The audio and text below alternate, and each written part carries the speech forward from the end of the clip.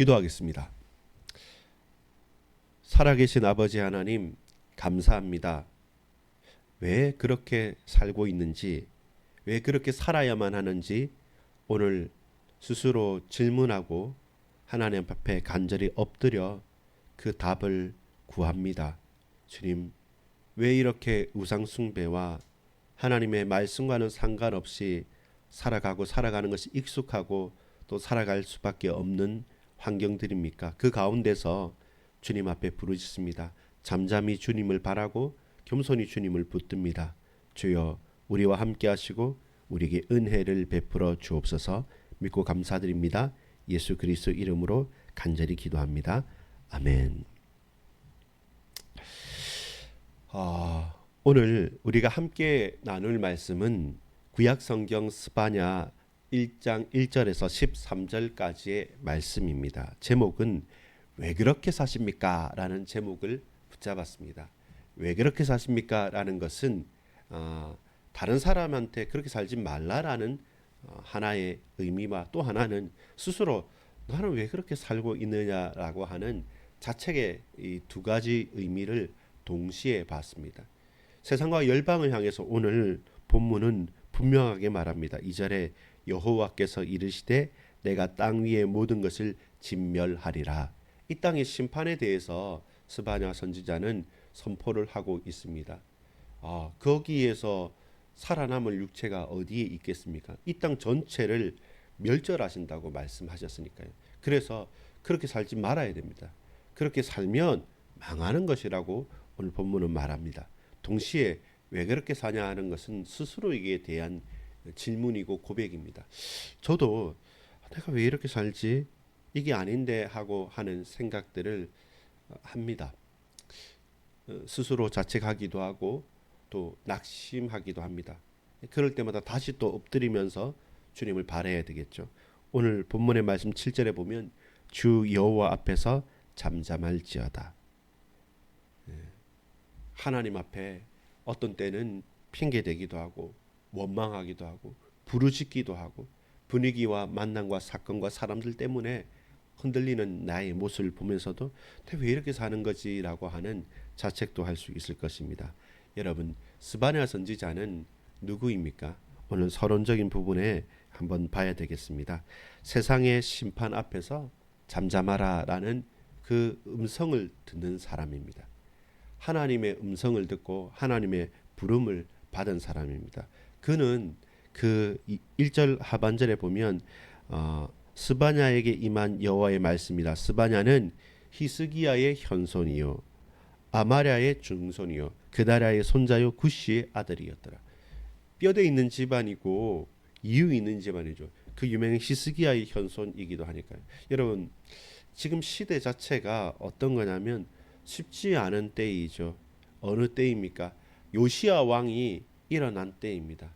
말 그대로 지금은 제대로 한번 영적인 부흥의 불길이 확 당겨진 건데, 근데 문제는 히스기야 때에 큰 역사가 일어났다가 그 아들 므낫세 때가 왔을 때는 완전히 이스라엘이 전체 우상 천지가 돼버리고 다른 모든 시스템이나 삶이 다 망가져 버립니다.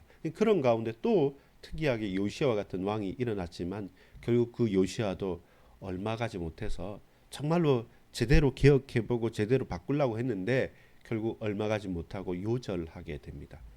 불꽃이 꺼져 버리는 거죠.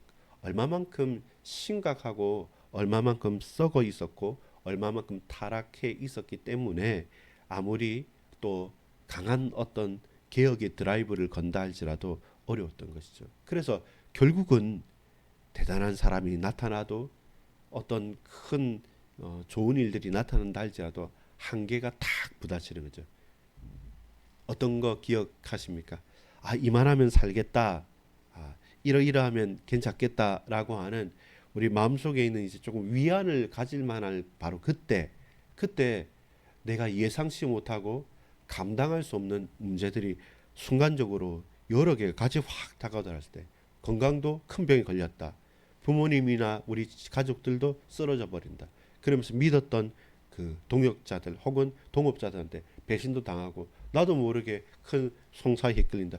이렇게 돼 버리면 뭔가 아무것도 할 수 없이 쪼그라드는 것처럼 그렇게 멸망의 바람이 확 불어드는 바로 그런 시기가 어느 시기냐면 바로 이 시기입니다. 개인에게도 그렇고 가정과 가문에게도 그렇고 문제는 이스라엘 나라에게까지 나라 전체가 그렇게 고통에 휩싸이는 시대. 그때 하나님께서는 이 사대손까지 거론하면서 그 중에서 스바냐를 부르셔서 그에게 말씀을 주시는데 그 말씀의 첫 번째가 이 땅 위의 모든 것들이 진멸하게 될 것이다 라는 메시지로 심판의 메시지를 전하니까요. 조금이라도 희망을 말해주고 조금이라도 삶을 살 수 있게 좀 터주면 좋겠는데 근데 전혀 그렇지 않는 겁니다. 전혀 그렇지 않고 망하겠다, 망하겠다, 완전히 망하겠다라는 말씀을 하니까 이것이 우리에게 얼마만큼 큰 위로가 아니라 걸림돌이 되어지는 것이죠. 스바냐라는 이름 자체가 여호와께서 숨기시다라는 말씀입니다. 사실 이런 고난과 환난과 고통의 때에 하나님께서 저와 여러분을 구원하시면서 저 안전한 곳에 숨겨주시는 그 은혜가 필요합니다. 왜냐하면 모든 땅이 다 진멸되니까 그 가운데 내가 숨 쉴 만한 안식을 찾을 만한 하나님께 피난처가 있어야 하는 것이죠. 크게는 스바냐서 자체가 세 가지 찾으라는 것입니다. 뭘 찾으라면 여호와를 찾으라. 이 멸망의 때에 다른 것을 의지하지 말고 잠잠히 주님을 찾으라. 여호와를 찾으라. 여호와의 날에 여호와를 찾아야지 다른 어떤 것이 우리에게 위안과 또한 안전한 답이 될 수 없다는 것입니다. 두 번째는 뭐냐면 공의를 구하라. 공의를 찾으라는 겁니다. 불법을 행하여서 그 불법을 없이 한다? 아니죠. 그럴수록 불법과 악한 일들이 창궐한 때일수록 공의를 찾으라는 것이죠. 제대로 참된 것이 무엇인지 옳은 것이 무엇인지 무엇이 맞고 그른 것인지 잘잘못을 제대로 볼 수 있어야 되고 그래야지 이 악하고 죽어가는 세상을 판단할 수가 있습니다. 구분할 수가 있습니다. 또한 마지막으로 개인들에게는 무슨 말씀을 하시냐면 겸손을 찾으라. 겸손을 잠잠히 오늘 본문의 말씀 7절처럼 잠잠히 여호와를 바라보면서 뭐 할라 하지 말고 엎드리라. 겸손히 주님을 찾으라. 그것이 환난 날 멸망의 날에 우리가 할 것이고 바로 그렇게 그런 자들을 겸손한 자들을 남겨두시고 그들을 통해서 하나님 뜻을 이루신다는 것이 스바냐서의 말씀이고 그렇게 스바냐는 숨겨둠을 여호와께 숨기시다라는 뜻이니까요. 그렇게 하나님께서 그를 숨겨두셨다가 말씀을 하시는 것입니다. 여러분 오늘 스바냐 1장 1절에서 13절까지의 말씀은 어떤 내용입니까? 하나님 앞에서 잠잠하라는 것입니다. 세상의 심판 앞에서 이게 맞다 저게 맞다 따지지 말고 여호와를 구하고 무엇이 옳은지를 공의를 참으로 잠잠히 바라고 그 속에서 겸손히 엎드려서 주님을 바라는 것이 이 땅을 살아가는 참된 이유 있는 자들의 고백인 것입니다. 그러면서 우리가 알아야 될 것은 무엇입니까? 첫째로 이 심판의 대상이 잘못한 인간들, 악한 인간들만에 대한 심판이 아니라 이 심판의 대상은 온 세상인 것이죠. 저는 저 사람보다 좀 더 나은데요. 나는 그렇게 큰 죄 짓지 않고 조그만 죄를 지었는데요. 내가 뭐 죄 지었다 그래. 이렇게 우리는 누구보다 좀 더 낫다고 나는 적어도 저 정도는 아니다고 스스로를 변호하고 스스로를 따지지 않습니까? 여러분 내 의를 구하지 마십시오. 내 할 수 있는 내 노력을 그래도 제가 이렇게까지 했습니다 하는 나의 것을 내세우지 마십시오. 그러면 똑같이 그 판단을 받습니다. 나보다 더 잘한 사람, 나보다 더 잘난 인간하고 비교했을 때 나는 망해야 되고 죽어야 될 인간이지 않습니까? 그래서 심판의 대상이 온 세상 모든 세상이기 때문에 저와 여러분이 구할 것은 하나님 나를 붙들어 주옵소서. 나를 숨겨 주옵소서. 이 온 세상이 멸망당할 때 우리가 할 수 있는 것은 여호와를 구하는 것입니다.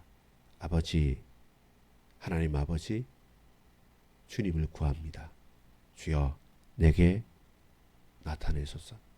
당신을 내게서 떠나지 말게 하옵소서. 내가 주님을 찾고 찾습니다. 주여 나와 함께 주옵소서. 그것이 우리가 해야 될, 우리가 붙잡아야 될 고백입니다. 핑계 댈 수 없을 만큼 세상은 타락했고 종교나 사회나 문화나 정치나 나름대로 잘났다 하고 바르게 산다 하지만 그조차도 자기 만족인 경우가 거의 다입니다. 그래서 어느 한편 어느 한 곳에서도 완전히 의롭다고 말할 수 있는 사람이 단 한 사람도 없습니다. 그래서 이 땅 전체를 멸하겠다라고 스바냐 선지자를 통해서 그들에게 증거하는 것입니다. 근데 들을 귀가 없으니까 듣지도 않습니다. 찾지도 않습니다. 구하지도 않습니다. 오로지 욕심과 욕망만을 향해서 계속 달려가고 있습니다. 근데 우리가 봐야 될 게 뭡니까? 이 심판의 이유입니다. 그 심판의 이유는 결정적인 것은 우상 숭배입니다. 우상 숭배입니다. 근데 불신자들이 원래 우상의 백성들이 우상 숭배하는 것은 처제로 하고 예루살렘에 있는 유대인들을 향한 이 유대 땅을 향한 하나님의 심판이 바로 우상 숭배였습니다. 뭐냐면 하나님을 섬기라고 세움받은 제사장의 무리들과 그리고 이 말씀을 전하라는 선지자들이 악하고 거짓된 선지자와 거짓된 제사장들로 혹은 타락한 자들로 자기 배를 섬기는 자들로 변질되고 바뀌어졌다는 것입니다. 그러면서 스바냐가 말하는 것처럼 대언하는 것처럼 이 땅에 망할 것이다 라는 그 음성이 들려지지 않으니까 오로지 약속하는 겁니다. 잘 될 거다. 성공할 거다. 복 받을 거다. 누가 뭐라고 해도 복 받을 거다. 누가 뭐라고 해도 당신은 성공할 수 있다. 날 따라오너라 라고 말하는 올해 이번 세대에 지금 이 땅에서 가장 많이 반복적으로 선포되어지고 설교되어지는 단어가 복과 축복과 사랑과 은혜입니다. 값싼 사랑과 값싼 은혜와 값싼 복을 남발하고 있습니다. 그래서 망하는 겁니다. 여러분, 예수 그리스도 안에 있으면 복이 있습니다. 예수 그리스도로 말미암아 살아나는 것 사실입니다. 그 어떤 것으로도 해결할 수 없는 건 오직 예수 이름으로 승리할 수 있고 해결할 수 있습니다. 저 그거 믿습니다. 정말입니다. 근데 여러분, 예수라는 이름 자체가 주문이 아닙니다. 정작 하나님에 대한 음성을 듣지도 못하고 하나님을 구하지도 않고 여호와의 날에 대해서 두렵고 떨림으로 주님 앞에 서지도 못하는데 그 모든 것들을 다 기막고 눈 가리고 그 다음에 아무 감각도 없이 그냥 되새기는 겁니다. 이 주문처럼 예수 이름 예수 그리스도가 주문이 되어져서 말끝마다 하는 것마다 말하긴 합니다. 근데 그 중심에 진짜 복음이 있냐면 없는 것입니다. 가장 기쁜 복음의 소식이 뭡니까? 하나님께서 지금 다스리고 계신다는 겁니다. 근데 그 하나님의 통치는 받지 않아요.